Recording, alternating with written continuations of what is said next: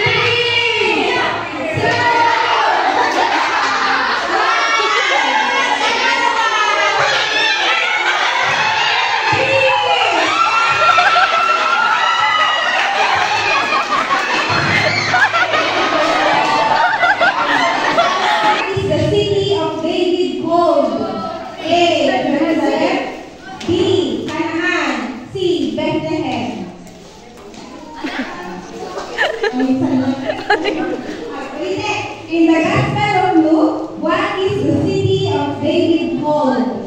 A. Jerusalem. B. Canaan. C. Bethlehem.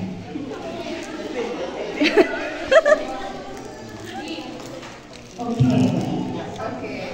Tapos letter B kaya man. Sure ba kayo? Sure na? Sure na?